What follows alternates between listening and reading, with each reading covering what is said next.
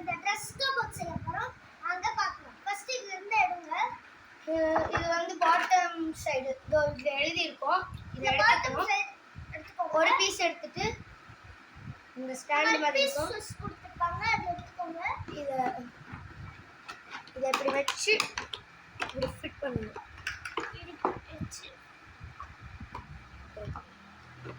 உடைச்சிடாத. இந்த மாதிரி ஃபிட் பண்ணிடணும்.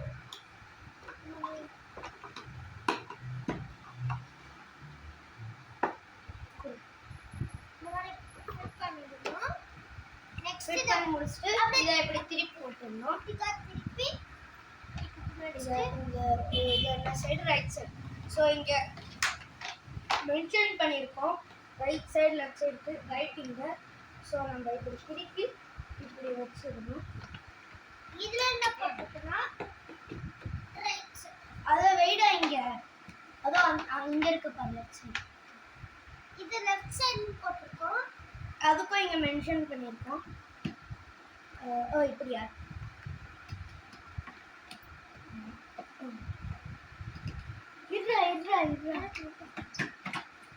ஓகே, இப்போ வந்து இதை எடுத்துக்கணும். இது வந்து பேக் சைடு இதிலே மென்ஷன் பண்ணியிருக்கோம், இதிலே மென்ஷன் பண்ணியிருக்கோம். இதை இப்போ எடுத்து இதை வச்சு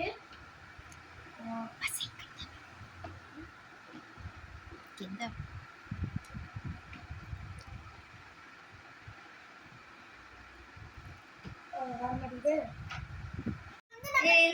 இதை ஒன்றுத்த செஞ்சாச்சு. இந்த மாதிரி இங்கே ஒரு 2 மேக்னெட் இருக்கும், கீழே 2 இருக்கு. இது இப்படி பிளேஸ் பண்ணோம்னா ஃபிட் ஆகிடும். அப்படி மேலே வச்சு நம்ம மொத்தம் 4 இந்த மாதிரி பாக்ஸஸ் செஞ்சிடலாம். அதுவும் ரைட் சைடு ஒன்று, அதுவும் ரைட் சைடு தான். ரைட் சைடு இப்போ நீங்க திருப்பி இது ரைட் சைடு. அதே பண்ணும்போது தான் அதே ஸ்டெப்ஸ் தான். இப்போ நீங்க ஸ்டெப் ஆரோ மார்க் கரெக்ட்டா பார்த்து பண்ணனும். இந்த மாதிரி அவுட்டர் இது இப்படி வந்துடணும், இன்னர் இது இப்படி போயிடணும். இந்த ஆரோ மார்க்ஸ் வச்சு இது வந்து இந்த மாதிரி வந்துடணும். இதோ பாருங்க, இந்த மாதிரி கோட் வருது, இது உள்ள வந்துடும். இந்த கோட் வந்து உள்ள வந்தப்போ இது வந்து பின்னாடி வரும். இல்லன்னா கொஞ்சம் ப்ராப்ளமேட்டிக் ஆயிடும்.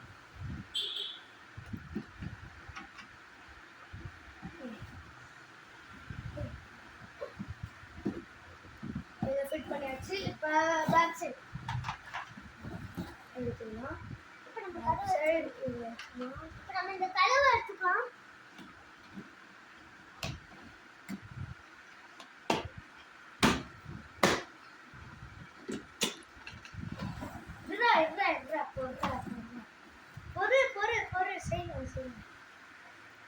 இந்த கதவு ஃபிக்ஸ் பண்ணுறது தான் உங்களுக்கு ஒரு ப்ராப்ளமாக இருக்கும். தள்ளிக்கோ, நான் உங்களுக்கு எக்ஸ்பிளைன் பண்ணுறேன். கிட்ட வாங்களா. ஏதோ இங்கே பார்த்தீங்கன்னாக்கா ஒரு டியூப் மாதிரி போகும். அதே சைடு தான் இடியும் இருக்கும். அங்கே வந்து இந்த மாதிரி கொடுத்துருப்பாங்க. ஸோ அதை வந்து கரெக்டாக இங்கே ஃபிக்ஸ் பண்ணிக்கணும். அப்படியே இங்கே ஃபிக்ஸ் பண்ணிட்டோன்னா முடிஞ்சு. அவ்வளோதான். அடுத்து மறுபடியும் பண்ணதே பண்ணணும். பாட்டம் சைடு ஒரு ரைட் சைடு எடுத்துக்கலாம். இப்போ உங்களுக்கு கதவு பற்றி உங்களுக்கு தெரிஞ்சு டீட்டெயிலா உங்களுக்கு என்ன ப்ராப்ளம் இல்ல. இது என்ன சைடு? Right side. இப்போ நம்ம திருப்பி லெஃப்ட் சைடு எடுப்போம். இது சேம் தான் பண்ணிட்டு இருக்கணும். ஆனா 4 ஸ்டெப்ஸ் பண்ணனும். இத நீங்க இப்படி வேணும்னா செஞ்சுக்கலாம், இல்லனா தனித்தனி பாக்ஸ் எடுத்து கூட வச்சுக்கலாம். கீழ வந்து ஸ்டாண்ட் ஆன ஒண்ணு தான் தருவாங்க. அந்த ஸ்டாண்ட் வந்து ஒண்ணு தான் கிடைக்கும். சோ நீங்க இப்படி கூட செஞ்சுக்கலாம். இது பேக் சைடு ஒண்ணு. நீங்க எப்படி பேக் சைடு எப்படி பாப்பீங்க? நீங்க எப்படி செஞ்சுக்கலாம். பேக் சைடு மென்ஷன் பண்ணிப்பாங்க. இந்த மாதிரி 3 ஹோல்ஸ் இருக்கும்.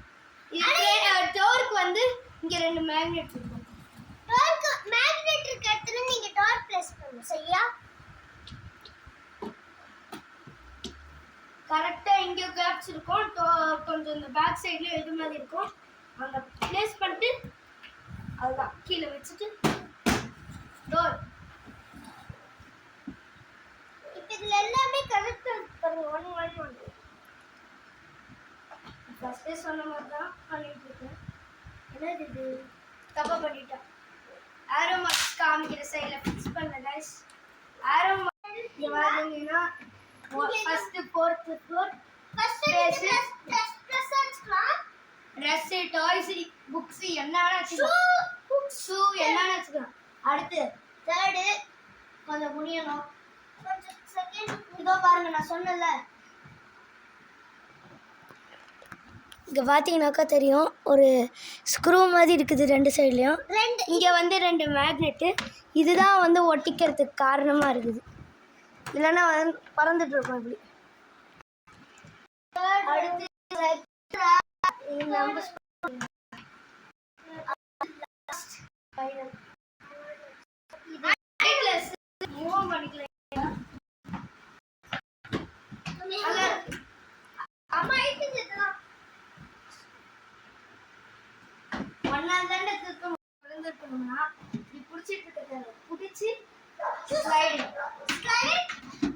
அவ்வளோதான். அப்படி நின்றுக்கும்.